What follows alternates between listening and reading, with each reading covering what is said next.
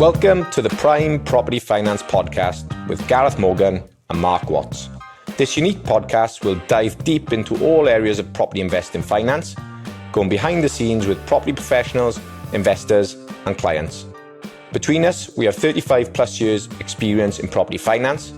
The podcast has been launched to share knowledge, mindset requirements and experiences of successful investors and professionals. We aim to simplify many of the complicated areas of finance and investing and provide valuable and easy to implement tips. Keep an eye out for our new longer episodes every Tuesday and our shorter ones every Friday.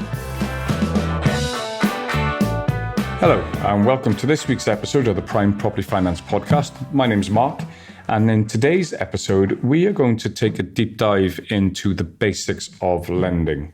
Now, we live in an environment certainly today where property prices are higher than they've ever been. Therefore, the process of borrowing money, whether it be through bridging, development, commercial, mortgages, whichever, can seem particularly complicated. And also throwing in the fact that some of the numbers now are bigger than they've ever been, it can be particularly daunting as well. So I thought in today's episode, it'd be a great idea just to unpick that, simplify it, break it right down to its basics, so that we can explain then what the process is and how logical it actually is. So if you are a property investor who's often or who has got lost in the mortgage process or the borrowing process, or indeed if you are somebody who is looking to get into property and think that the idea of going through the mortgage process is complex, then stay tuned. This is the episode for you whilst we unpack some of the myths that sit around it. So let's dive straight in. So as I say, we live in a world that seems pretty complicated where it comes to borrowing at the moment. And if you've ever gone through the mortgage process, it can feel quite torturous at times. Us as brokers, we feel it as well, with lenders asking various questions and so on and so forth. But there is a method to their madness. And I thought picking this apart can help you understand why certain questions get asked, and then help you to be able to answer them more efficiently, more effectively on that front. So to do that, I think it's a really good idea that we change the setting altogether. We move away from mortgages, okay? And we're going to move ourselves into the pub, okay? So, and we're also going to take the numbers right down. So rather than talking in hundreds of thousands or millions, in fact, we're going to talk in tens and hundreds, okay? So these numbers are way more comprehensible and way more realistic or day-to-day, all right?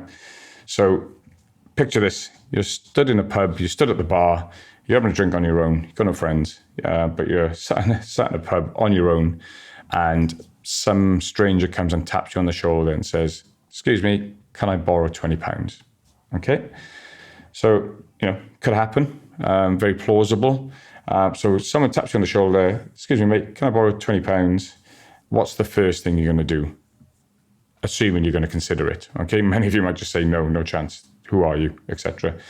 So what's the first thing you're going to do? What's the first question you're going to ask? Well, actually, I just said it. So who are you?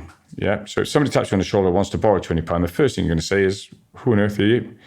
And that's exactly what the lender's going to ask. So when you rock up to a lender and go, I want to borrow this money for a mortgage, okay, but ultimately it's just borrowing money, whatever you want to call it, they want to know who you are. So, questions like your date of birth, your address history, where you currently live, do you own your own home? These are all questions that they're asking, your identification, your passport, all of this stuff. Ultimately, they want to verify who you are. So there is a money laundering side to that conversation, obviously, but at this fundamental level, they ultimately just want to know, who am I lending this money to? Who are you? Okay, so that's a perfectly reasonable question to be asking, who are you? Okay, so let's assume now you're comfortable with who the person is, and you are considering moving on to the next step. What's the next question you're likely to ask? Well, I've written it down here. What do you want the money for? So, okay, I know who you are now. I'm comfortable with who you are. Why do you need the money? What do you want the £20 for? Okay, so there's a couple of reasons for that. And if you liken that to the mortgage process or the borrowing process where it comes into property, first and foremost, you probably want to know that it's being used for a legitimate reason, i.e. it's not illicit, it's not to do anything illegal, immoral or unethical. Okay, so what are you lending the money for? You don't want to be drawn into something that you don't want to be drawn into through illegal activities. And secondly, the reason lenders ask it is they have policies on certain things that they will and won't lend on. Okay, so for example, borrowing money for gambling. Yep. In the same vein, if somebody said, "Oh, can I borrow £20? There's a horse, a dead cert horse I want to put it on," you're probably not going to lend them the money, and so on and so forth. So lenders, as I say, will have their policies on what they will lend for.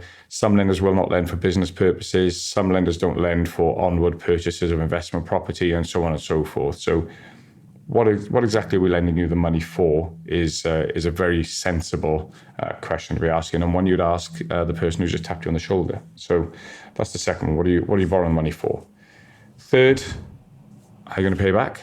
How long do you need the money for, and how long are you going to pay back? So if I was stood there in the bar, I've gone past the two questions so far, and I'm still comfortable, and I'm considering lending you this money, I want to know, how are you going to pay it back to me? So are you going to run off and invest it in something and turn back up in 3 years' time? Are you going to, double your money overnight? Or how are you going to ultimately pay it back? Or you're getting paid later on this afternoon and you'll give it back to me, or whatever it may be, okay?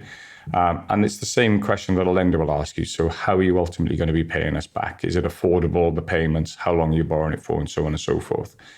Again, the term is relevant. So for example, if I bring it back to the pub scenario, if I'm stood at the bar with £20 and I'm about to buy another drink, but you're telling me you're not going to give me the money back for 3 more days, then it doesn't match what I need, etc. And therefore, I'm not going to lend you the money, because it means that I can't do what I want to do, etc., etc. Whereas if you're going to go and be back in 10 minutes with double your money, whatever it's going to be, then I may consider it, because actually, do you know what? It's fine. I can lend the money for that length of period, and so on and so forth. So again, this comes back to the lender and why they're asking these questions. So the term of the loan, and ultimately how are you going to pay it back? Okay. Now let's change the scenario ever so slightly. So it's not just, so you want to borrow £20. The reason that you want to borrow it is you need to buy something which is now £60, okay? And you're going to do something and you're going to make more money on it, whatever that may be, okay? You're going to buy a widget and its cost is £60, but you need £20 from me. The obvious question that you're going to ask is, well, have you got the £40 to make up the 20? Okay, your deposit, so what is the difference, and have you got it? Yes, I've got it. Well, okay, show me. Show me the £40 in your pocket to have that. It's exactly the same scenario when it comes to a mortgage. So have you got the 25% deposit? Yes. Okay, show me. Send your bank statements that shows it coming in or sitting in there. Or if you haven't got it in a bank statement, where are you getting that £40 from? So if the person said, well, actually, no, I haven't got the £40, okay, and I'm going to ask that person over there and that person over there for £20 each, and then I'll get my £60. How comfortable would you now be that they haven't got any money in this transaction? And if it goes wrong, then you 3 lose the money and he doesn't, or she doesn't. Okay, so again, these are perfectly realistic questions that you would ask anybody that approached you to borrow money as well. So just consider that. And also then the next bit about that is, where did you get your £40 from? You're highly unlikely to ask that question in a pub scenario. It's only £40. But you can see where a lender's saying, right, well, you're contributing 50,000 to this transaction. Where did that money ultimately come from? 50,000 is not an insignificant amount of money. And the lender's ultimately going to want to know, just where did that money come from?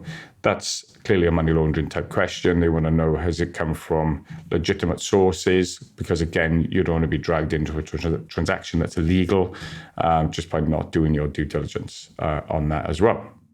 And when I've asked this in scenarios when we speak at events and so on, you'd be surprised the sorts of questions or the responses that we get off the back of this. Some of the things I've not really thought about previously, but there are things such as, am I going to make money off the back of it? Well, that's your interest, right? So if you're going to lend money out for a period and that person's, let's say you're going to lend that person £20, they're going to buy this widget for £20, they're going to sell it immediately for £40. Are you going to do that without expecting a share of that profit? Likely not, okay? Interest. So if you're going to do X, Y, and Z, they're going to charge you interest for having that money out in the first place. So they need their return and so on and so forth, okay? Security, you're probably not going to ask for security for £20. I mean, you may do, but unlikely, leave your watch with me or whatever. The same principle applies on a mortgage, of course. So if you are borrowing larger sums of money, then you would probably want to see security of some description. So that is certainly something to bear in mind as well. Okay, what is the security? Am I happy with the security? So let's say you did lend somebody £20 and they did give you this watch and it had Rolex written on it, but it was clearly a fake Rolex. Would you want it? You know, if they did it and they give you a Rolex which is legitimate, then you'd probably be more inclined to do it because the Rolex is worth way more than the £20, and so on and so forth. So the same principle applies where we talk about property in this scenario. Is the security suitable for the lender, and do they deem it to be suitable?